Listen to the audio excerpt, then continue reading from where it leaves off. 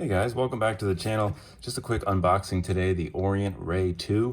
Not a new watch by any stretch of the imagination, but a watch that I've had my eye on for a very long time. It's just so affordable, so good looking, in-house movement, hacking, hand winding, 130 bucks on Amazon. I'll put a link down below in the description if you want to pick one of these up. So it came in that box, comes with this manual. We know how to use watches, and here it is.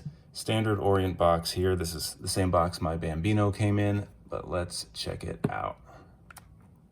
Ooh, and there it is. 40 millimeter case, 22 millimeter lug width, 200 meters water resistant, as previously mentioned. I went for the blue dial version. I really don't own a lot of blue watches. I have a Casio Duro. There's a link to that endurance test up there. We put it through the paces with hot coffee, frozen cocktails, a pool. Well, you see the video for yourself. But I haven't owned very many other blue watches, so this is why I went with this version. I also like the Ray over the Orient Mako. I like the applied indices without the numbers. I like the applied indices on the dial, and then of course the numbers are on this 120 click unidirectional aluminum insert on the bezel. Non-returnable if the band is removed. Fair enough.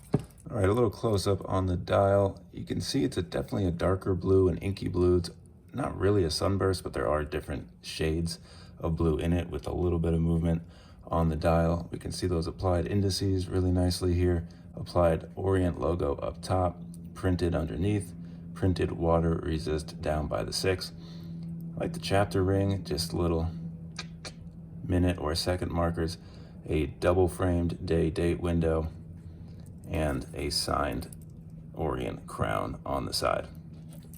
Little notches every 10 minutes starting at the 5, so 5, 15, 25, 35, 45, 55.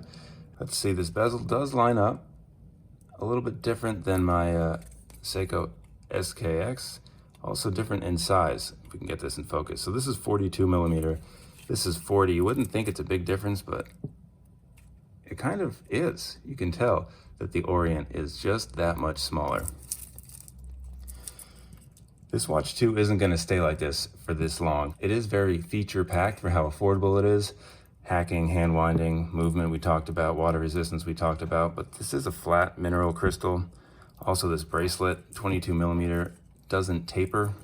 Also not a lot of articulation on this bracelet. These 3 links are actually just 1 link. That's one, that's one. So we're gonna upgrade the hell out of this watch. We're gonna get a nice dome sapphire crystal on it, get a nice tapered bracelet, and it is going to just completely transform the look of this watch.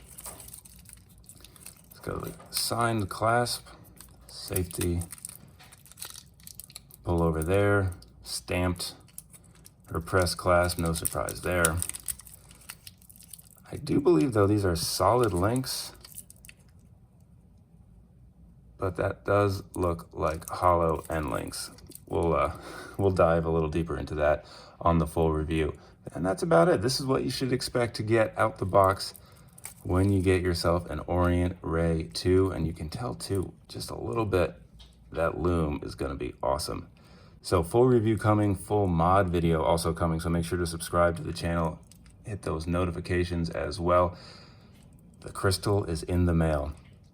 But for now, let's end with a quick wrist shot. So there it is on my 7 1/4 inch wrist, 40 millimeter watch, 22 millimeter lugs. There it is above the wrist bone. Here it is below. Good for a variety of wrist sizes. I think the lug to lug isn't too long either. Definitely fits well on my 7 1/4 inch wrist. All right, subscribe, notifications. See you later.